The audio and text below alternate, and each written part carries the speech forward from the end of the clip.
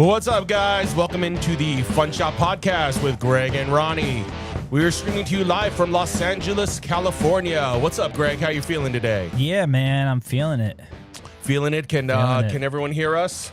Yeah, I wonder if anyone's listening. As long as we got audio, we're doing okay, I guess. Yeah. Yeah. Sorry again about last week, guys. For anybody that really misses us, can't live without us. But I think the audio is working. Everything should be good. You want to check see if anyone's watching? I don't think so. Not yet. Maybe a little early, but yeah, we'll get into it and see. Yeah, as long as we got bars, I'm happy. I know things are working. Yeah. So let's see. Today is May 6th. Episode last week was supposed to be 43. I guess. Yeah. This is 43. Yeah, and a half. Yeah. Part 2. Yeah. Only missed one, so it's not that bad. Yeah. Yeah. Yeah. I don't think anybody's gonna get too bent out of shape or. I don't know. I had a couple people message me say they were up. There are people that do look forward to listening to it. Okay, good. So I don't think we're at this point. We're not just talking into space. I mean, obviously, it's like still kind of small crew, small people, small grouping. But you never know, right? Yeah. Definitely not talking into space. So what's going on? What are we talking about? What's going on in collecting with us this week? Well, let's see. I was at PCC last weekend and got some cool stuff. I posted something on my Instagram, but I could show it here too. Oh, yeah. Hold on. Sorry. There you go. I bought it's hard to kind of see, but anyways, what it is it's an opening night ticket stub for Terminator 2. Yeah. Which actually came out July 3rd, 1991. This is actually for July 2nd, 91 at 10:30 p.m. So this was like basically I guess it would, I don't know how long. I guess it would be probably about 2 hours either way, but especially back then. Yeah. Because I guess the movie was probably about 2 hours. Probably 2 hours plus previews and stuff. Because back then, you'd probably have about like a half an hour in previews. I think there were less back then. I want to say maybe 15 or 20 You think minutes. So? Oh, yeah. It was a lot shorter there was back then. That time, yeah. Mm-hmm. But yeah, I don't know. I got some cool stuff. I got some original art I posted on my Instagram. I got, I don't know, some fun things. Sorry. Did you sell this weekend or did you just go and buy? No, I'm not. I decided I'm not going to sell anymore at PCC or Rose Bowl unless even Rose Bowl, I don't know. I just realized I'm not like a flea market seller guy. Like I'd rather be there buying. And, yeah, that makes sense. I'm planning to do Long Beach, not this weekend, but next weekend, because I want to do like a blowout. Okay. I'm going to rent a van. I'm going to just like try to fill it with as much stuff as, I'm actually like trying to clean up my eBay too. So I'm trying to like I'm trying not to have as much stuff on eBay. So I'm going to be like selling a lot of bulk stuff, probably taking some stuff offline and just like blowing it out. So, and you're going to try to set that up for this month, for May? Yeah, I do. Ooh. I have a spot. But I'm getting ready for the, postcard show this weekend in Arcadia, which should be at the Masonic Lodge across from the high school. Yeah, Duarte. Mm-hmm. I'm excited. It's going to be kind of a sad time because one of the women that I don't know if I think I told you the woman Sherry who is always like right in front of me, like she passed away. Oh no. And then I know Ralph is who. Nobody. You know who these people are if you're there, but Ralph's like kind of the OG. He's been sick, so he's not there, but. There are, I think, a lot. So, but with that said, I think there's a bunch of new exhibitors. So that should be, I don't know. It's always like one of my I like that show.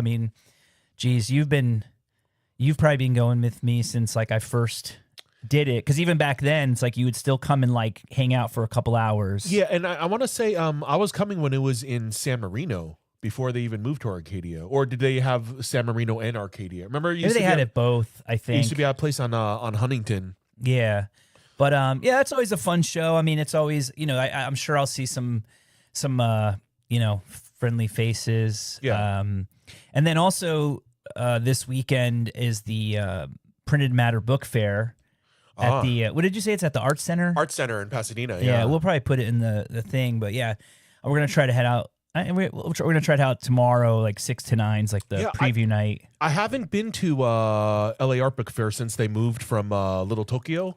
Yeah, it's cool. I mean, the one thing I will say is that this space it's like multiple buildings, so I don't know if they changed it, but it was one of those things where you kind of had to go into every building to really see it. So the flow is a little weird, but I feel like once you're kind of in the element of the fair, you know, like wherever you are, it's like, okay, I'm going to see all the people in this area, then go to the next one and the next one. So I think I had talked to some random people about it, and it was like, oh, it's a perfect opportunity to smoke a cigarette between, when you got to move from building to building. Yeah. They're far away, but you just smoke a cigarette and you're fine. Well, I also feel too, I mean, they did do what they kind of use. I mean, I guess the one thing that it does sort of help in a little bit of a way is generally like the rooms you go into are sort of similar to when you would go to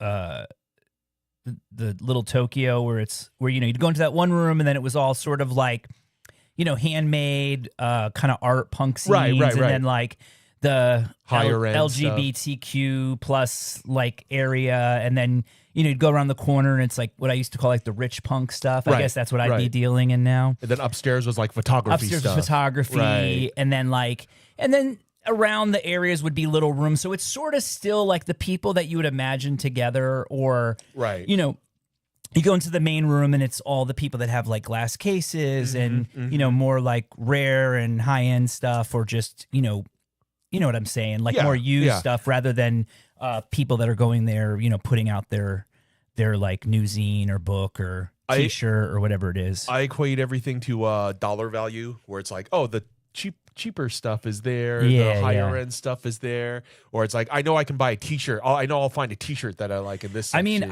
I think I've shown this before. I did find a new set of these when I was out there, the Don Collender art ball cards. Okay. Which like this is like the Warhol rookie. So I got a few of those, which was cool. They've been going up in price. I mean, it's funny because one thing I've sort of, and I don't know if you remember this or not, but like when, like I guess right around around when we started gas, or like right before that, like 2020, 2019, like remember, I don't know if you remember, but I was like buying a lot of non-sports stuff where, weird sets or rookies. Of course. And I mean, some of the stuff I messed up and I didn't get, but other stuff, but I guess point being is that all that stuff is like getting more and more desirable and expensive. Right. I was telling you today, I guess I don't know if it was Golden or Heritage just sold the Luke Skywalker. 1977 card number 1 PSA 10 for $680,000. Oh, it's a green border? No, it's the blue border. The blue border, gotcha. Yeah, it's like the one where he's Stormtrooper outfit. He's the Stormtrooper outfit. But so, it's card 1, so generally speaking, card 1 of any old sets are always have a premium value because it was on the top. So sometimes, people would put rubber bands around it, or they would like, or just, even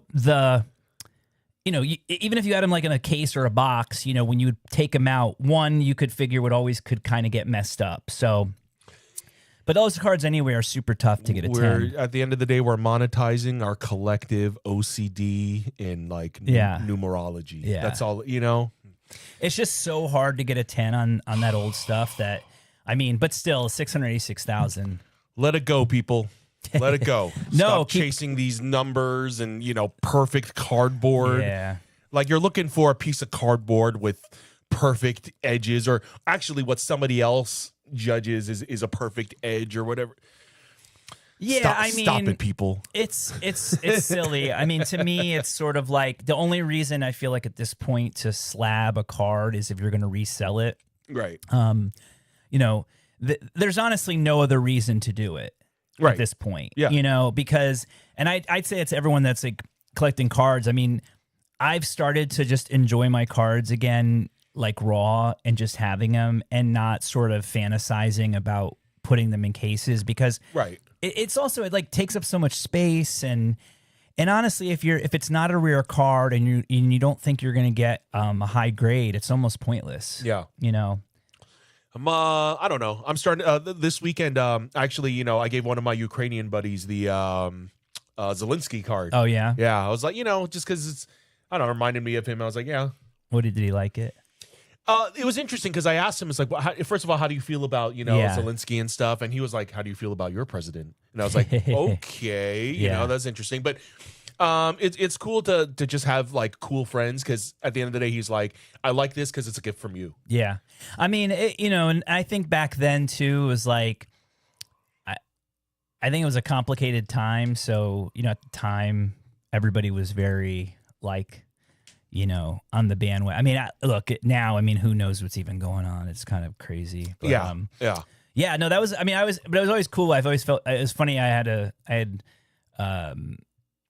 like coffee with my aunt who was in town, and I guess she had bought that card because we were talking about cards, and I was saying how some of the, some of the autographed gas cards are just the price has just gone up, so high. And she was like, well, how much is my Zelensky card worth? And I was like, I don't know, but you never know. I mean, at least especially the early gas stuff, I mean, not all of it, but some of it, I mean, was very like, low run on some of that stuff. So I haven't seen sold comps, but I saw a listing for the Zelensky card for somebody was asking 75 on eBay. So kind of interesting. It was $20 retail, right? Yeah, so 20, that's pretty 25. Good. 4X. Yeah.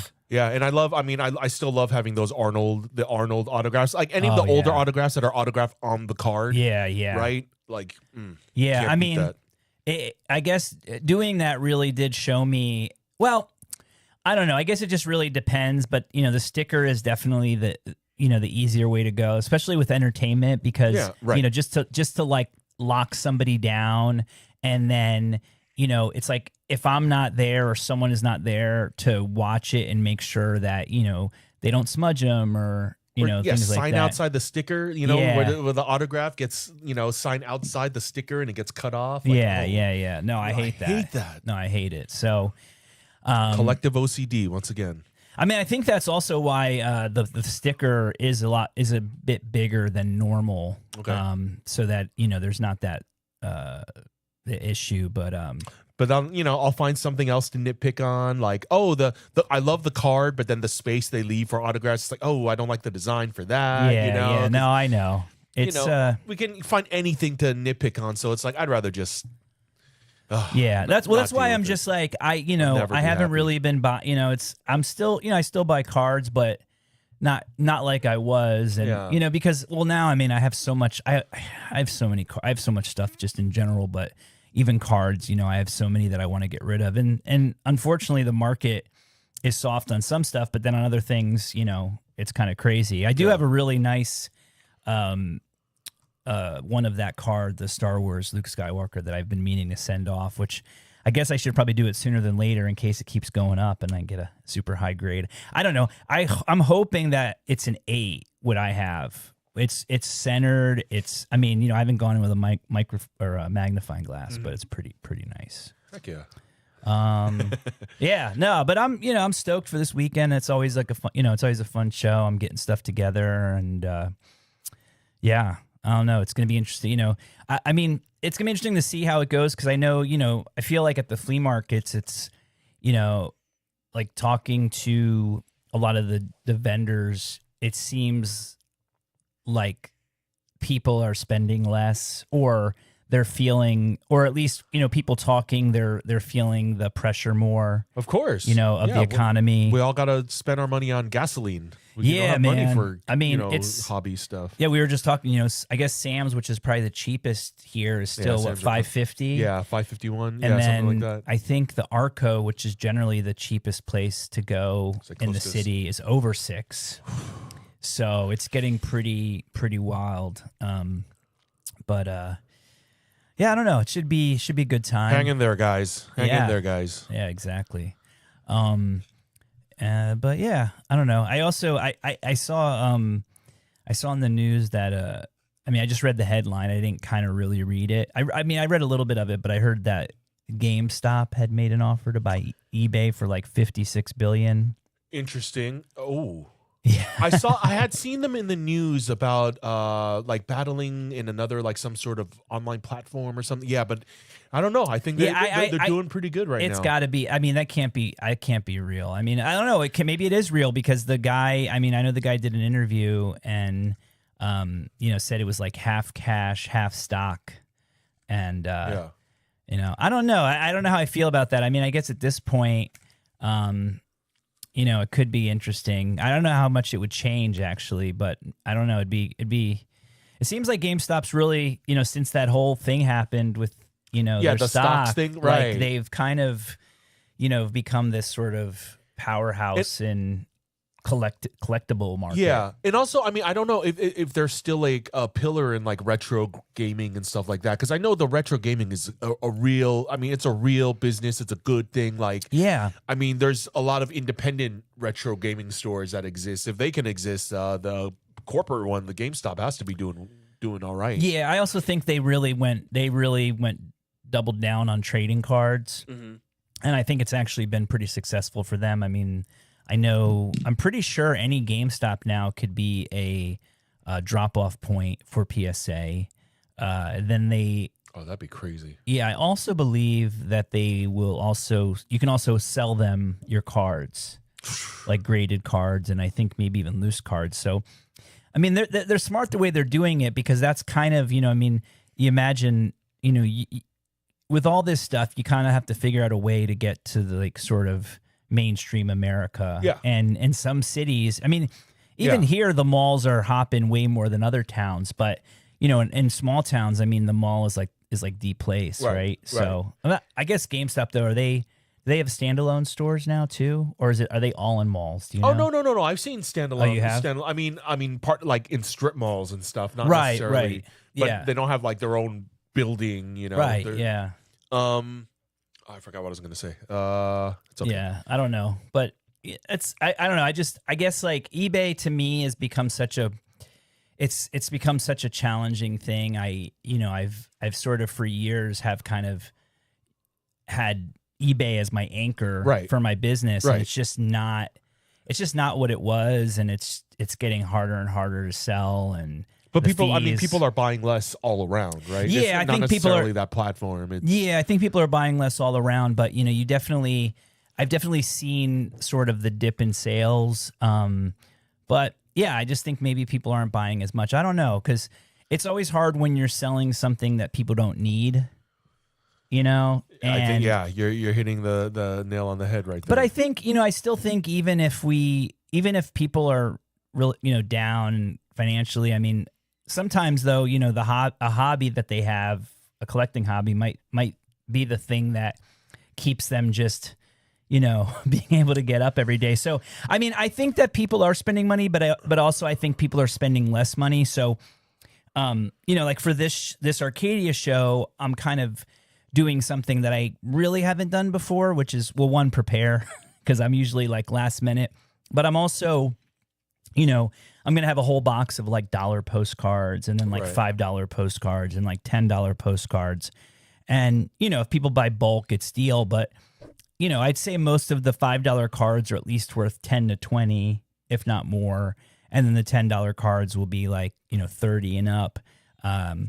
So I think the thing, because at the end of the day, right, like all dealers sort of have their own way of doing stuff and their own market.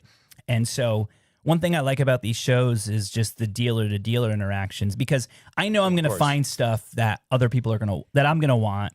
And then, people that want to get good postcards from me in bulk, because, if I had, 300 real postcards for $5 a piece, and someone was like, I'll give you $3 a piece for all of them, I'd be like, sold. Yeah. You know, so which is what I'm hoping that happens. But it's like I'm being very conscious of the fact that I'm not going to bring anything, that expensive. And, maybe just like one case of more curated or high-end, photos or ephemera, and then just more like deals and blowouts, because at least for me, that's how I think is just the right way to do it now, especially at a show like this where, I mean, it's the Masonic Lodge. I mean, it's a show, but I mean, it's not like, it's not like when I'm setting up at like the Union Station Book Fair, of course, which is, it's obviously way more like, there's cost money to get in. It's a more expensive booth. You're selling more to like, a high-end dealer, collector, or institutional. Exactly. Right. Even though, but at the same time, I mean, those people that are shopping there and even selling there are still doing the Arcadia show. Right. But it's just more of it's like a different vibe. Right. But doesn't mean that there's not good quality stuff. I mean, you know how it is. I mean, there is some really, absolutely. But I'm just saying from my perspective, I think for the stuff that I have right now to sell, I think, bulking it out is the way. Yeah. Yeah. Hey, from my perspective, I mean, I was just thinking back to like the selling and the whole general, sphere of collecting and stuff. Mm-hmm. And I just feel like the whole, like going minimal is kind of like attractive to a lot of people, and just wanting to downsize everything and just everything a lot more streamlined and only having necessities and, I don't know. I don't know. I'm still trying to be conscious from too, from a personal point of view. I was talking to my buddy, at the flea market this weekend, who has 2 vintage stores, one on, I think, Fairfax or La Brea, and one in the Row.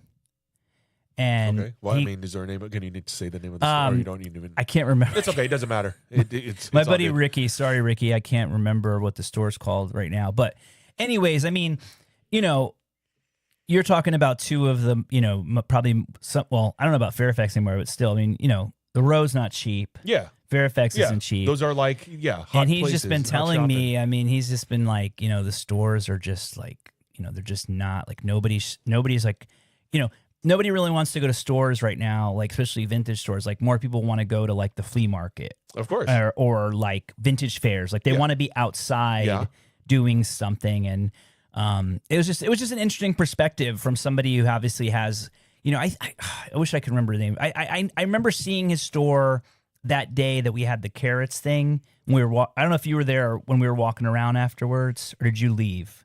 I don't remember, but I mean, I only know one Ricky, and he's an Asian guy. Yeah, that's what I'm talking about. Yeah, the guy with the long hair. Yeah. But I forget his name of his store. Yeah, I didn't even know he had a store. I just knew he was friends with like Patrick, and I would see him around with the dude with the ponytail. Yeah. But no, he was just saying how it's like, he's questioning like, oh, what am I doing with the stores? I mean, look, this was sort of like a candid conversation. Like, I don't know what's, what the deal is, but I guess generally speaking, it was interesting to hear him say that, because that's sort of how I've been feeling too, because I feel like people have been wanting to go out more and go to events and do things, and there's been more events. So if you have a brick and mortar, I feel like the first thing to do is like throw a party. Yeah. Have a DJ. Have an event. Like you said, people want to be out and do something. It's not just like me in a store looking at, you want other people to be there. You're looking at people.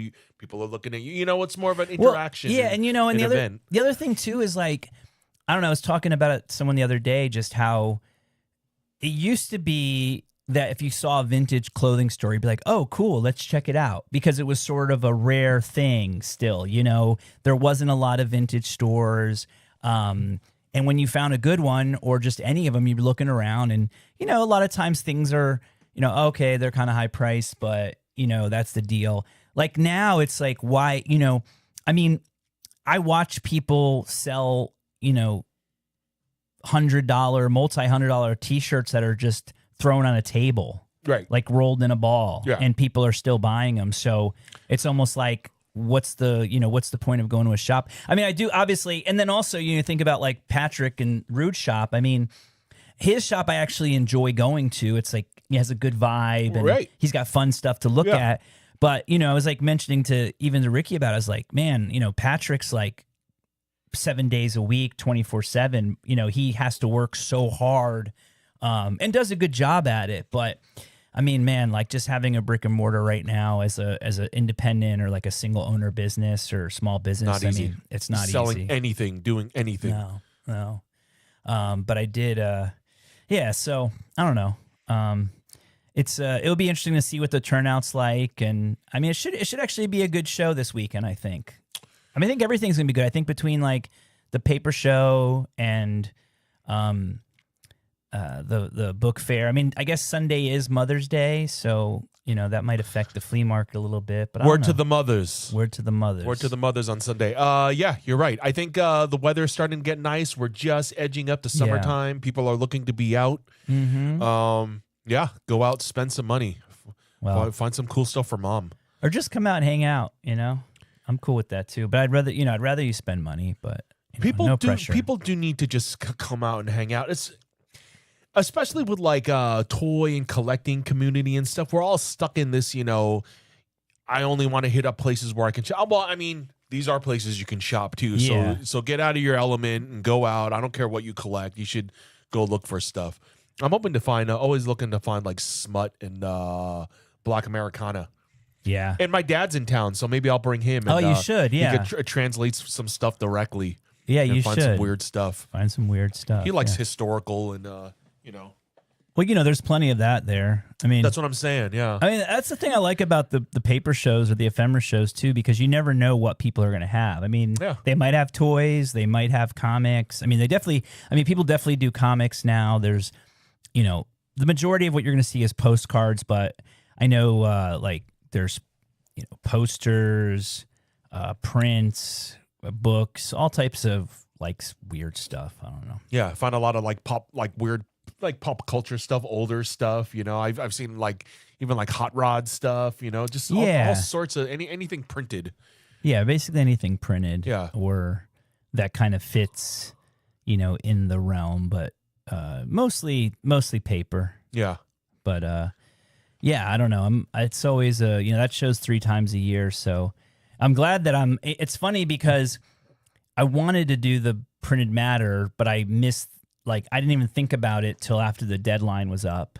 But it kind of worked out perfect because it would have been actually really hard to do both. I couldn't do both for sure. Both. You're right. But I would also be curious. It's which one would I pick if I had to do one? And it's really hard to say because I sort of really know how to sell now, I think, at the Arcadia show. Right. Where I can potentially make money, where as much as I do want to do printed matter, I would feel way more like I'd be way more stressed and way more intimidated and way more just challenged to bring not only better stuff, but then also stuff that people would still potentially buy, which is really hard. That's the bottom line. Right. You right. know? Yeah. It's hard to know the crowd because I don't want to say it's like a hipster. There's a big hipster crowd. I feel it's more of a hipster crowd at the fair, and with that said, I just think young kids I think it's like rough, right? Yeah, or they're still looking for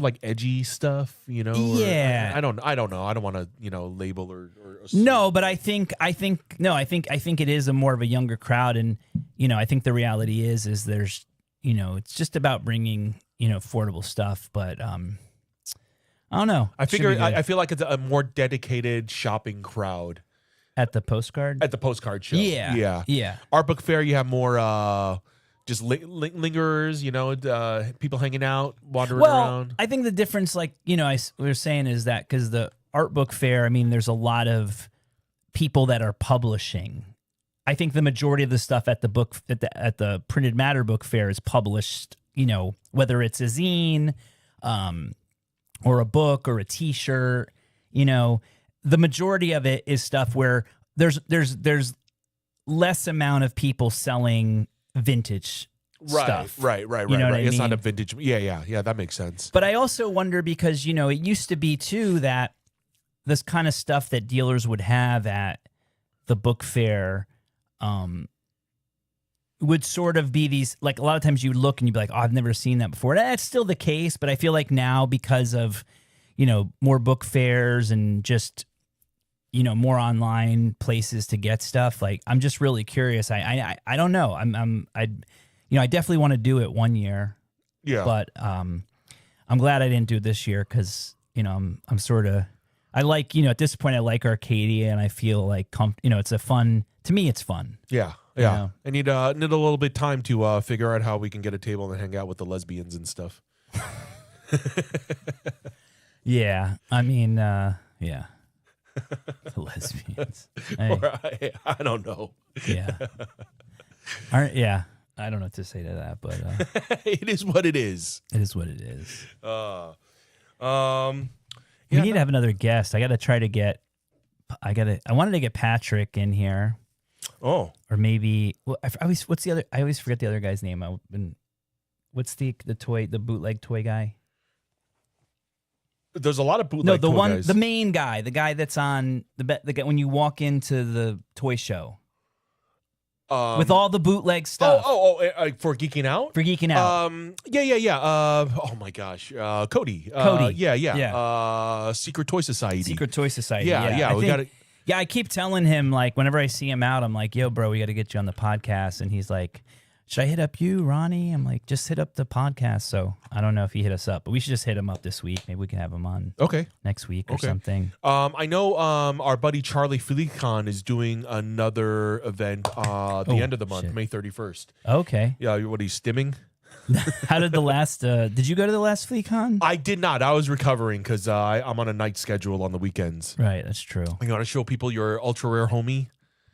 Oh yeah, no, I got these homies. I don't even know how rare it is, but it's it's a woman pushing her little baby homies in a carriage, or a baby stroller. I like how there's two. Like she had twins. Yeah, she had twin homies. It's pretty fun.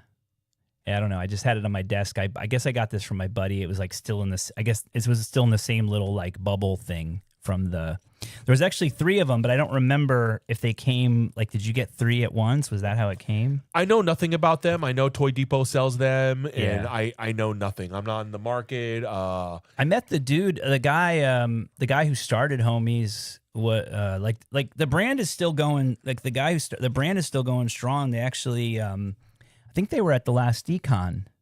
Okay. Yeah, and the guy who started it is still there, and then his son is sort of taking it on and doing some of the art and stuff. And so, as a brand, they're actually still doing really well. Yeah, the Homies brand. Yeah. You know? It's definitely a market for that. Yeah. Interesting. Yeah, I don't know. I remember when they first came out, though, or just when you first saw them, they were just always fun because. I don't know. You know, it's like it was always like hit or miss with the gumball machines. Of course. When we were kids, because. You know, it's always like, I mean, I used to have some of them, the little displays that you still see them for sale sometimes, like the little insert displays. Like cardboard? Like the cardboard, and then it'd have all this stuff on the card and like plastic over it.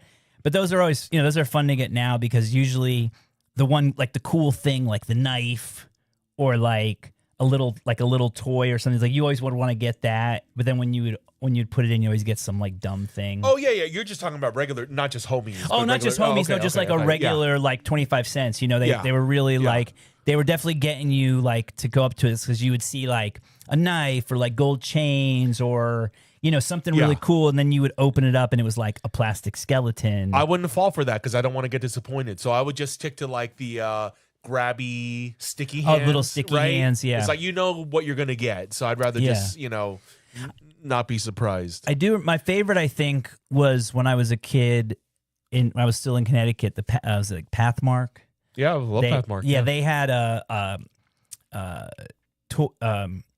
trash can tots. Okay. Instead of Garbage Pail Kids, it was called Trash Can Tots, and they were like these little stickers, like little flimsy stickers that would fit into the little ball. And I think I might have actually got the card of that somewhere years later, but I remember I was like really happy. Even though they were bootleg, they were really good.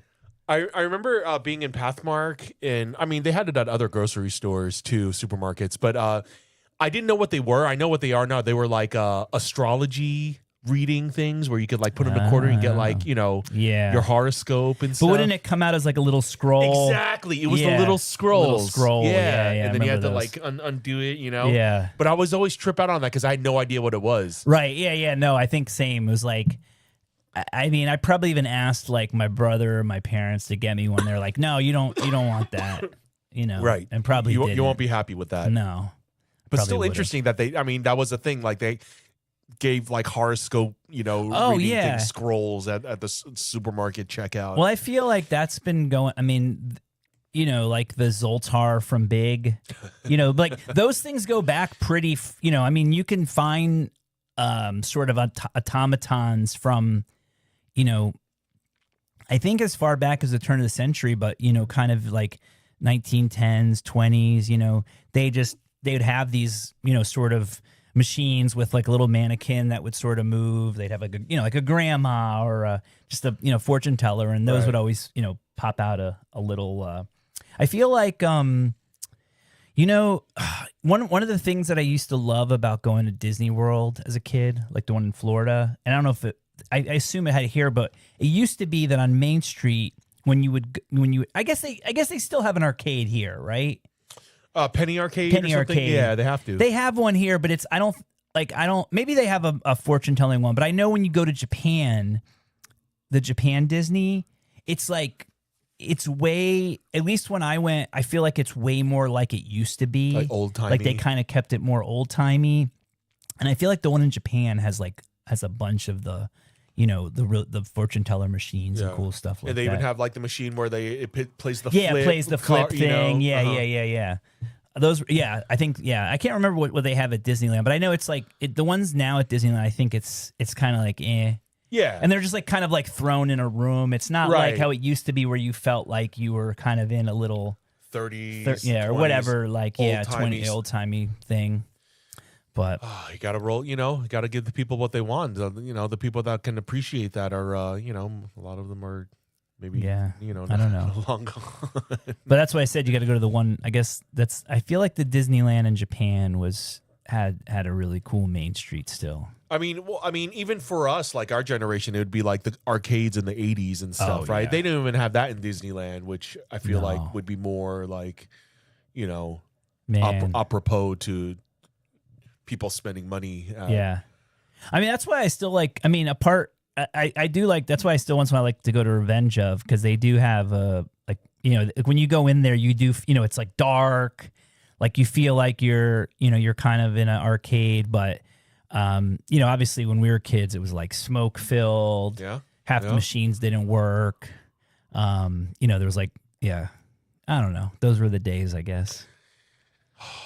I mean, it's just different. For me, it was, because when I was younger, you'd see them, but they were still like less accessible because I didn't have the money, or you'd be with your mom and she'd be like, don't touch that, or, so it's a whole thing where it's like, I want to touch it. I think with me, I was lucky because, I don't know if I was lucky, but my situation was that, I sort of hung out with my brother. Right. Like my brother took me around.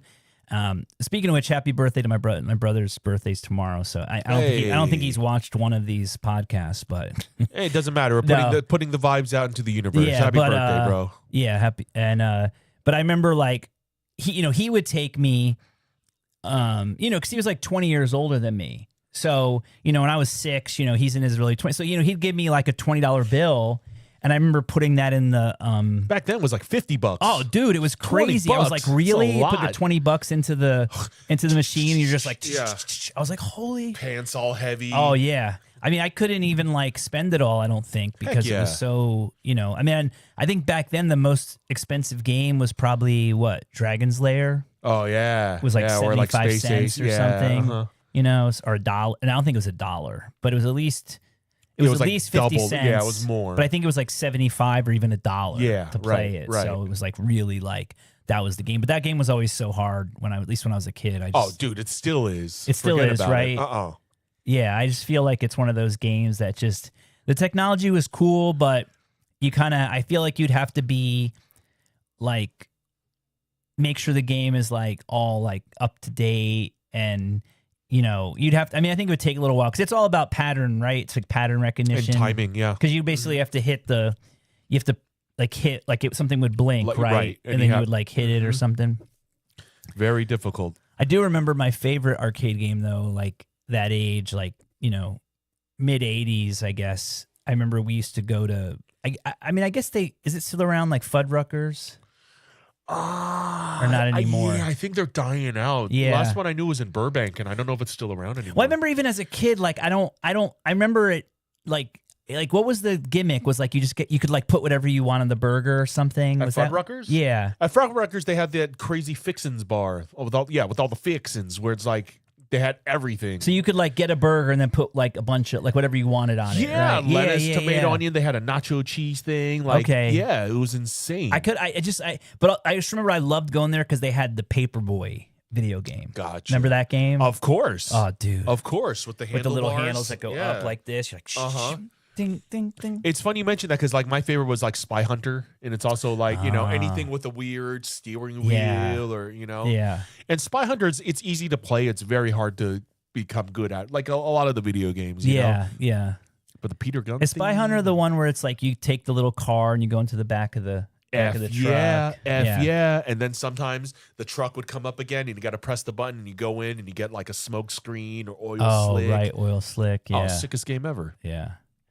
Yeah, Paperboy though I remember getting Paperboy for like I think Atari 2600 and it was horrible. Sucks. Right. It was horrible. I think even 7800 was okay, but it's just that game you got to kind of play with the with the handlebars. I mean that really kind of made it, and it was you kind of got the because once you play it on a home system and you're going diagonal, and then on the controller you got to hold diagonal. Yeah, it's kind of weird. Yeah. I always liked hitting the break dancer though.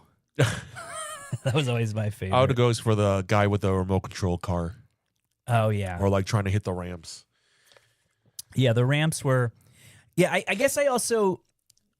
It took me a while. I don't think even as a kid I understood what you're supposed to do. It wasn't until like years later that I was like, oh, you're supposed to like. The trick is to get a paper delivered to everybody on the route. Right, and get it in like on their doorstep, or the mailbox. Right. But then were you supposed to hit houses that weren't like your customers? Yeah, you get points. You get points for breaking their windows and like hitting other things. But then I also wondered, like, what if you broke their windows? Would they ever become a customer? Probably not. Probably not. Yeah, I don't know. Yeah, I don't know. I don't know the what is it called? The story, the Paperboy story. You know what's crazy though is I guess the thing that's always interesting that sometimes I forget though too is like we could literally find out all them. We could probably watch somebody beat Paperboy on YouTube. Mm-hmm. Right now, and just see like, like all the like best ways to do it, skills, all that shit. I can't wait for like one day for like newspapers to become completely obsolete, and then I'd like to see them drop a Paperboy movie. Where they're like, people don't even get it. Like a paper boy, like delivering newspapers. Like, why? Everything's on the internet. I wonder how many people. There's probably no more paper boys. Well, there's people in their cars. There are, but they're not delivering like really door to door. If they are, there's a lot less. They're like you think there's a kid with like a satchel riding a bike and throwing it out. In LA, it's like a Mexican family. Well, I mean, even when I was in Florida as a kid, it was just some, it was people in a car that would throw, it wasn't like so that probably doesn't really exist anymore. That's probably just like an old timey kind of thing. Kids don't want to deliver papers. They want to, be an influencer on. Yeah, exactly. God, that's really, I've just been having this like, I've been thinking about it a lot, and I really, I'm trying to think as like, I want to do the least amount online. And like, just because I don't know, man, I'm just like hating. I'm just like getting so tired of like social media. I know it just sounds so generic and stuff, but I'm just really feeling this like kind of hate and anger to not even hate or anger, but just to this point where I'm just like, none of this is real. And keep going. No. And I'm just thinking like I lived most of my life without the internet, and I kind of thinking about it now. It's like, I sort of liked it better when people weren't always on their phone, and it wasn't such a like extension of yourself, like, because obviously, I collect and deal in so many photos, and it's just always interesting to me, especially to find photos from the like late 90s, early 2000s, which, to us, it doesn't, I don't feel like it seems that long ago. And I was just like, man, like, you just look at photos of people having fun, and it's just like, man, what was it like to have fun without the internet? Or not even the internet, but like without having like your phone in your hand. I mean, I do it on a weekly basis. It exists. You just have I know, but I'm just saying, like, I think you can get so consumed by it that you forget that it's not real life. Like real life is you stepping outside. Like, I've been walking a lot to work, right? And it's like, I try to say hi to everybody that I walk by, or, and it's always like, the older people, they'll always respond, they'll always look at you, but it's like it's not even like the young kids. It's people my age, like 10 years younger. They act like that you don't exist, or they act like they're too bothered to even look at you. And it's definitely like a generational thing, but I just think it's because people are so like nervous now to like talk to people in real life, or just, I don't know what it is. I mean, as far as that, most strangers, I don't care to, but it's like, I'll be polite and it's like, hey, how you doing, real quick. But as far as like stuff like Instagram and stuff, and I mean, we can tailor that, I mean, I do it all the time. Like, I see something that's negative or I don't like, I'm like, not interested. Yeah. Or the stuff that I do like, I like it, and then you see the algorithm changing.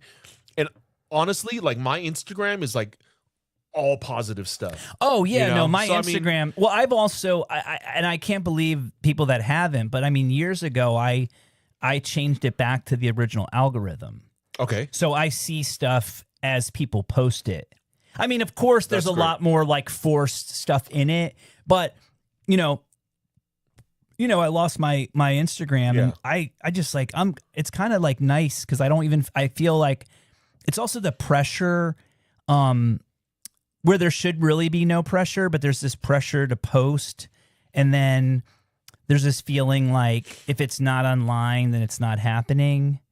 And look, I get all that. I just think that when you have to compete with people who their entire existence is creating content for the internet, like, I'm just never going to be that person. I don't look at it as competition, In fact, I look at it as like, it's the superficial, like, artificial created thing, like, right.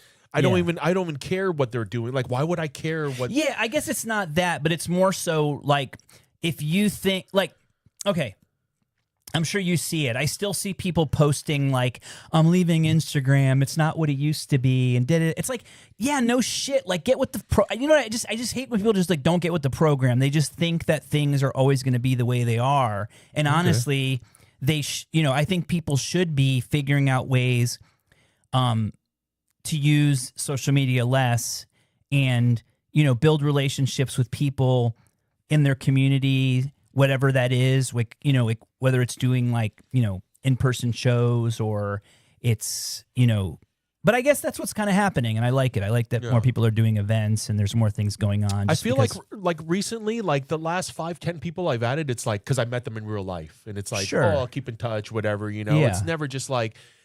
And especially with toys and collectibles, like me personally, like I'm like so tired of like looking at my feed and just seeing like somebody got this vintage toy. Or this I mean, I guess that's the other thing too. Is like if we're just flexing these like new toys we got, like it's like I don't want to always have to post like my new thing if I don't want to. Like, and I'm not trying to brag. I'm not trying to show off. I actually like. I get excited people. I get excited for people because they're excited. Right. But like, you're not like, it's just funny. It's not funny because I feel like we've all done it, but just this sort of showing off thing is just, I don't know. Like, it's just not productive. Or just, I mean, honestly, we could be burnt out and jaded, and I mean, I feel like that I've reached that point, and it's like, oh, the stuff doesn't excite me. I don't get that dopamine hit like I used to, or you get excited and happy from doing other things, and. But I'm sure you still have instances where you like catch yourself doom scrolling. Never. Really? I don't doom scroll. Like, I mean, I have times, I mean, obviously, like, when you're in the bathroom, like, late night, if you're about to go to sleep or whatever, or it's just like, oh, there's stories I haven't seen, so you check out stories, but doom scrolling, no. Or it's like, if the second I see something negative, I'm like, this doesn't belong on my thing, Well, that's one thing I still continue to do because, I guess the other thing too is like, to me, well, obviously Facebook owns Instagram now, so it kind of goes hand in hand where it's doing that listening to you shit now. That's fine. Yeah, where it's like, I mentioned Star Wars Episode 1, and then the next tweet I look at is Jar something Jar about Binks. No. But it was something about Star Wars. So it's that honestly could be a coincidence because I mean it was May 4th this week. So I mean I'm still getting Star Wars That's stuff. true. I guess you're right. I mean it could have been, but I don't know. No, I get what you're saying. Like I still see weird things like that. Like if I talk about a restaurant or like if I talk about barbecue and then next thing you know, you get, barbecue stuff pop up or yeah, it still happens. But at the end of the day, I don't let my phone control me. I control my phone. That's good. Right? Yeah, I just don't, I know that I can I know that sometimes, and one thing, I've been doing is, starting, like, if I'm like, okay, I'm gonna work on a project, I'll put a timer on just so I'm forced to. I think the thing for me is, you sit down for a second, you start looking at your phone, and then, all of a sudden it could be like a half an hour later and you're like, what the fuck am I doing?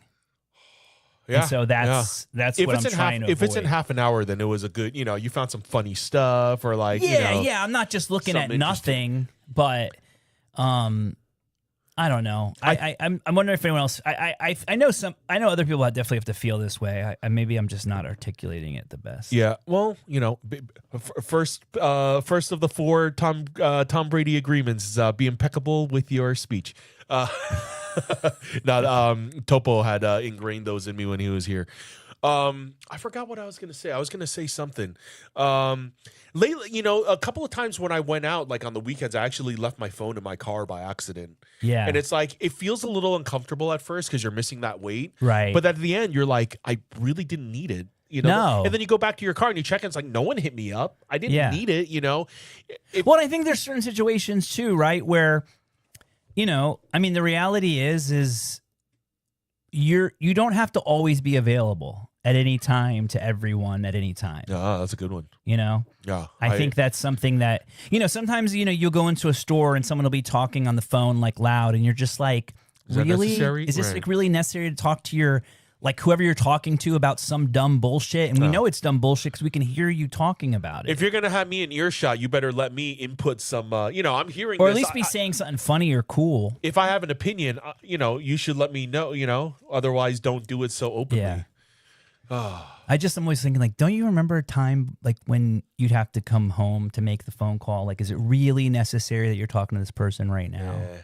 I'm I'm very I'm a very tolerant person. I'm a kind of a reforming people pleaser. Yeah. So, trying to get away from all that. Yeah, I just know we're all going to hive mind soon, so I'm just trying to. Not me, man. I got my Rowdy Piper glasses on. I ain't getting, I ain't part no hive mind. You're not gonna get got. No way, man. We're too authentic and individual of people to get caught up in that. Well, speaking of that, it's supposedly, they're supposed to because there's not more important things going on. I don't think I'd ever say that, but now they're releasing all these alien files. Ooh. Like I actually saw on Twitter before we got on that supposedly, if Kash Patel said, "Oh yeah, they're all getting together," which is, and I don't know. I'm really curious what's going to happen because, there's a lot of people who believe that there's people in government with these nefarious, feeling, or basically that people believe that they're going to try to fake an alien invasion, to kind of get the world together and sort of bring us all together. But I just don't think people even care anymore. I mean, the thing, I guess unless they start just like zapping people or something, maybe that will like, if like aliens, it's like Independence Day shit. Because I think other than that, nobody really cares anymore. Yeah. Right? Like you're like, okay, like what is Trump gonna like deport them to and lock them up? Like who cares? Like the aliens, if they're there, they obviously don't want to. They've been hiding. They don't really want to interact with most of us. I don't really care unless they're like, we want to see some nudie Polaroids. I'm like, oh yeah, I'm the guy to talk to. All right, cool. Right. Other than that, I'm like, I don't know if I have anything to offer. Yeah. See, my problem is though, I think if it does happen, it's going to be more. Well, it could be a mixture. It could be really scary or it could be really dumb. Or or it could just be like underwhelming, or like it could be a whole lot of things. Yeah, I mean, it's definitely interesting, right? I mean, I think the part that's a little harder to comprehend, and I think this is where the sort of disclosure gets tricky, is that there's okay, there's theories. People think there's theories that exist that there's ETs, right, extraterrestrials, and generally like they're pretty peaceful. They've actually protected us. They just want peanut butter, M&Ms, Reese's Pieces, or Reese's Pieces. But then the weirder thing is obviously the interdimensional stuff. Okay. Which kind of trips my mind because if we're talking about different dimensions, that's literally stuff that kind of, I just can't comprehend that. Like, I can't comprehend beings from other dimensions, craft from other dimensions that go in and out of our dimension, and what that sort of means for humanity. There's also this other sort of idea that some of these people have lived here for, like, before us. Right. And they are those the Thetans? I think it's like the reptilians. They think some of them lived here, and they still live underground. And that's Land of the Lost, Sleestaks, yeah, Gorn, yeah. But I mean, why not? I mean, like the aliens had sex with monkeys and got us. Why couldn't they have not have sex? But like the idea, the theory is that we were, we're kind of like a petri dish, right? Like the aliens came to Earth. Some people think it's because of the gold, and so they needed basically a slave race to sort of help them mine gold or whatever. So they created the humans through psilocybin. Yeah.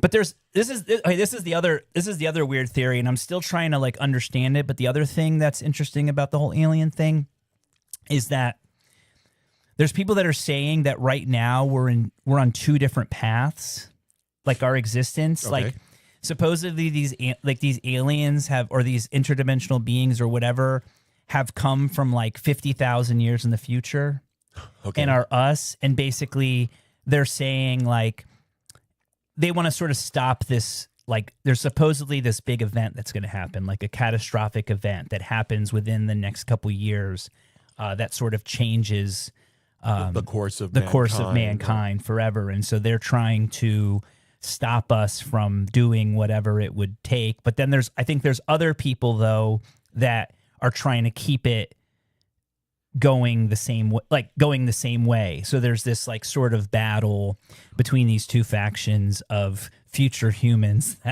that want to, I mean, I guess maybe it's just because I'm talking about the Terminator too much, but I mean, look, watch that show up on your phone when you get home. Oh, I know.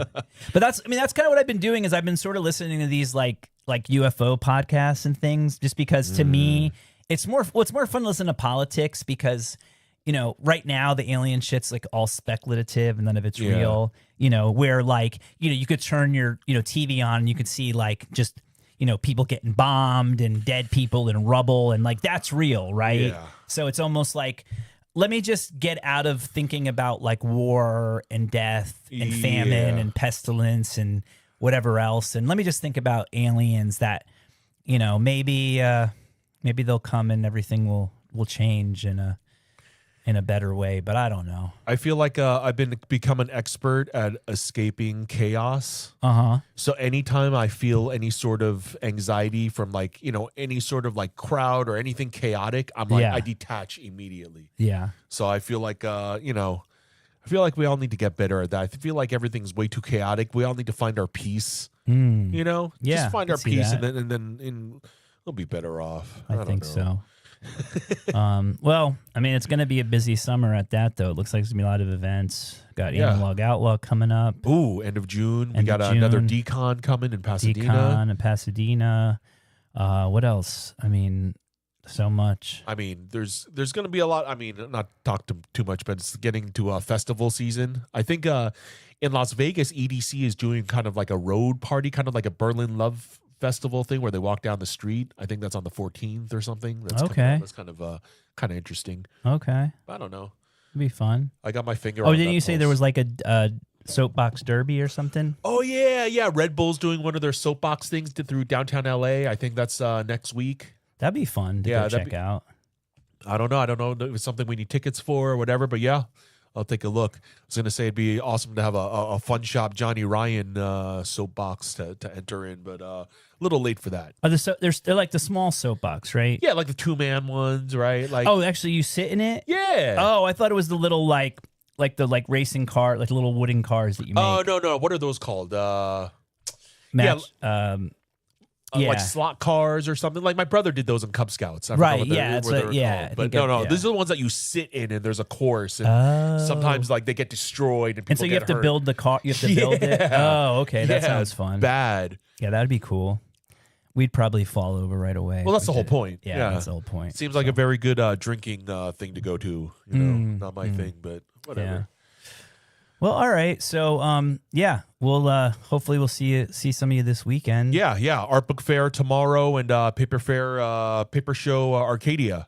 Yeah, you guys come out Saturday and Sunday for Arcadia. I think Thursday night, Friday, Saturday, and Sunday for the Printed Matter Book Fair. So all right. Yeah. Thanks again. Hopefully for it recorded. Hopefully people can hear it. If it didn't, it's no big deal. I mean, they're not gonna miss out on too much stuff. But like, subscribe, comment, support us any way you can, guys. Thanks so much. Thank you. See you next week. Peace.